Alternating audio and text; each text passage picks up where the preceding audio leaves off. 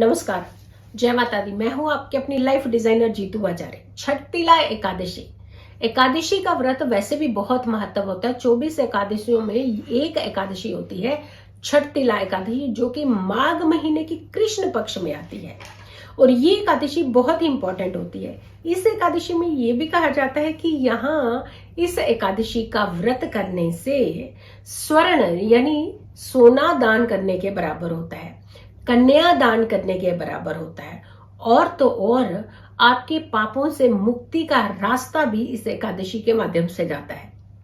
तो ये एकादशी बहुत ही इंपॉर्टेंट, बहुत ही महत्वपूर्ण होती है, जो कि 28 तारीख को पड़ रही है और 28 तारीख की पूर्ण तिथि है, यानी सुबह से लेकर के रात तक की तिथि है। जब सूर्य अस्त होगा तब भी तिथि है, जब सुबह सूर्य उदय होगा तो भी आपके पास पूर्ण तिथि है।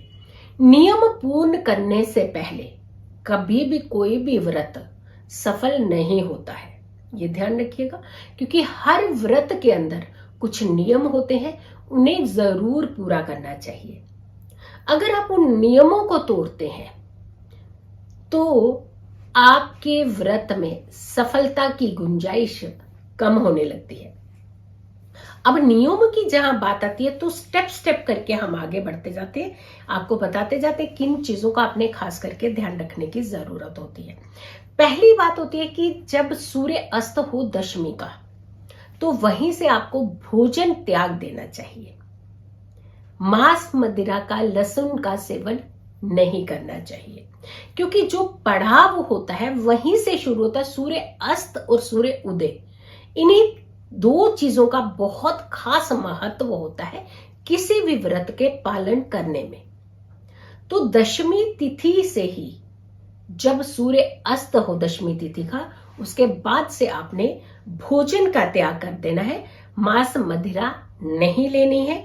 और अगर आपके घर में एकादशी के दौरान कोई मांस मदिरा लेता तो उसे रोकने का जरूर आपको प्रयास करना चाहिए, ताकि इसका फल उन्हें भी मिल सके। जरूरी नहीं होता कि कई बार भजन करने वाले को ही सिर्फ लाभ मिलता है, भजन सुनने वालों को भी बहुत ज्यादा लाभ मिलता है। तभी कहते हैं स्मरण और सुनना, ये दो चीजें जो होती है, एक आपने स्मरण करना, दूसरा आपको सुनना। श्रवण करना यानी सुनने का प्रयास करना किसी चीज का, और जहां आप कुछ सुनते हैं वहीं उन्हीं चीजों पर तो अमल करते हैं। जब आप सुनेंगे नहीं तो अमल नहीं करेंगे। तो इसलिए सुनने का भी उतना महत्व होता है जितना स्मरण करने का महत्व होता है। एक एग्जाम्पल भी है कि गुनाहगार हम ही सकते जो गुनाह करता है, लेकिन जो गुनाह सहता है वो भी तो गुनाहगार ही है, क्योंकि उसने बढ़ावा दिया उसके गुनाह को सामने वाले को। तो सेम सेमिटेनियसली हर चीज का बड़ा इंपैक्ट होता है जब हम दोनों पहलू देखते हैं, दोनों पहलुओं को समझने का प्रयास करते हैं। जिस व्यक्ति ने भी ये व्रत रखा होता है, व्रत का पालन जो कर रहा है व्यक्ति, उसे पारण का भी यानी व्रत कंप्लीट करने का भी विधि विधान का खास ध्यान रखना चाहिए, क्योंकि द्वादशी में ही व्रत पारण किया जाता है। तो द्वादशी तिथि जब तक रहेगी तब तक ही व्रत के पारण का महत्व रहता है। तो द्वादशी तिथि के अंदर ही व्रत जो है कंप्लीट करना चाहिए। दिन का शयन, दिन में सोना, ये अच्छा नहीं माना जाता है, और खास करके उसमें भी जब सूर्य अस्त की होरा आ जाती है, यानी सूर्य अस्त हो रहा हो उससे 40 मिनट पहले और 40 मिनट बाद, अगर इस पीरियड के अंदर कोई भी व्यक्ति सोता है तो उसके सोचने की शक्ति बहुत कम होती है। और ये सिर्फ व्रत के नियम पे नहीं, ये आम तौर पर भी कहा जाता है कि सूर्य का जो कंसर्न है वो हमारे माइंड की अटेंटिवनेस के लिए है और हमारी बॉडी के हर चक्रा को अटेंटिव करने के लिए होता है। तो जो व्यक्ति ज्यादा सूर्य अस्त के आसपास के टाइम पर सोते हैं उनका माइंड बहुत वीक होता है, उनकी बोन्स बहुत कमजोर होती हैं, और ऐसे व्यक्तियों को विजन जो है वो जल्दी नहीं मिलता है। ज्यादातर लोगों को व्रत का अगर पालन कर रहे हैं तो जमीन पर शयन करें। अब जमीन पर ऐसा नहीं है कि कोई जमीन पर सो जाए, आप बहुत अच्छे से मैट्रेस लगाइए, गद्दे लगाइए, उसके ऊपर ही सोना है आपने। लेकिन आप शयन अगर जमीन का करते हैं तो बहुत उत्तम माना जाता है। व्रत करने वाले व्यक्ति को हमेशा सूर्योदय से पहले का स्नान लेना चाहिए। कभी भी ऐसा नहीं कि 10 बजे 11 बजे, जो व्यक्ति व्रत रखता है उसे हमेशा सूर्य की होरा के आसपास का ही स्नान ले लेना चाहिए, या फिर ब्रह्म मुहूर्त। ब्रह्म मुहूर्त तो बहुत अर्ली हो जाता है, बहुत ज्यादा लोग इस समय का पालन नहीं कर पाते हैं, लेकिन सूर्य की होरा के आसपास का अगर आप व्रत का पालन कर लेते हैं तो भी आपको काफी लाभ होता है। जब भी किसी व्रत को किया जाता है तो संकल्प का बहुत महत्व होता है, यानी ये संकल्प ले रही हूं और इस संकल्प के द्वारा मैं इस व्रत का पूरा पालन करूंगी या करूंगा, तो उसका महत्व कई गुना ज्यादा बढ़ जाता है जब हम संकल्प लेकर के किसी चीज को करते हैं। जैसे हम किसी काम को शुरू करते हैं और हमारे माइंड के अंदर क्या होता है उस समय कि हमने इस काम को पूरा करना है, हमें कंप्लीट करना ही है, और ये काम मैं इस मकसद से कर रहा हूं या कर रही हूं। कहते हैं ना हम लोग माइंड के अंदर कहते हैं, और जब हम किसी माइंड के अंदर फोकस करके किसी काम को करते हैं तो उसको कंप्लीट भी करते हैं। तो सेम आपको संकल्प लेकर के ही अपनी व्रत को शुरू करना है और उसका पालन भी करना है।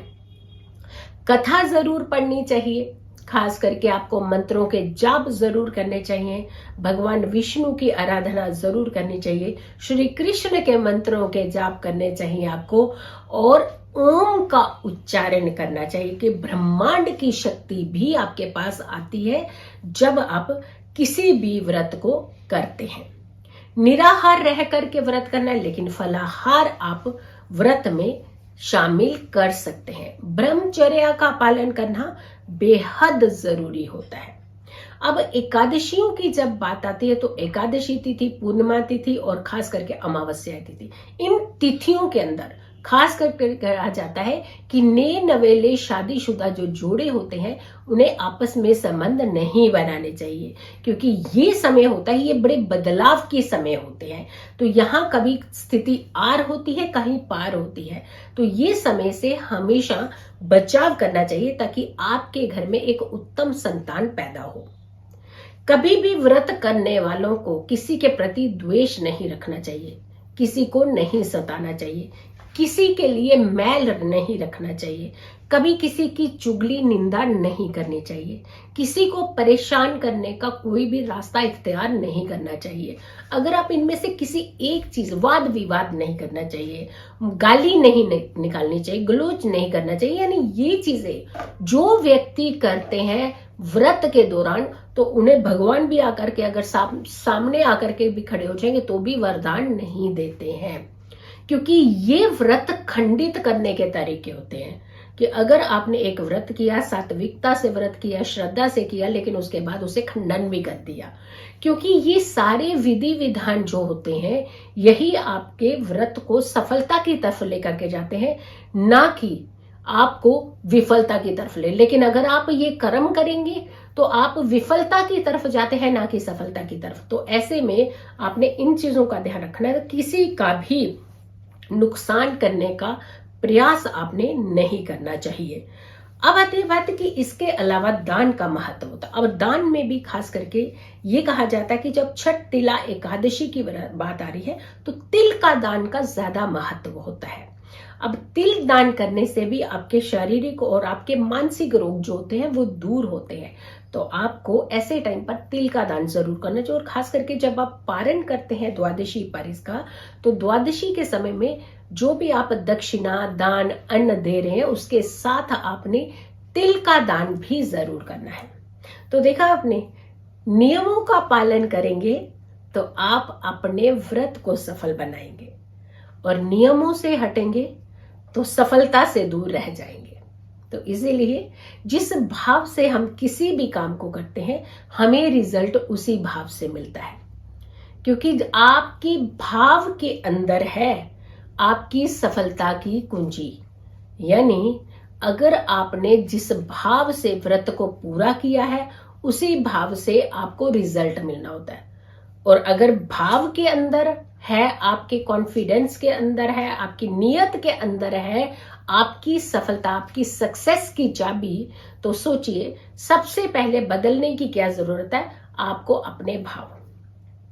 इस वीडियो को ज्यादा से ज्यादा लोगों तक जरूर शेयर कीजिएगा। अगर आप छठ तिला एकादशी का व्रत कर रहे हैं तो भी इस वीडियो को जरूर शेयर कीजिए।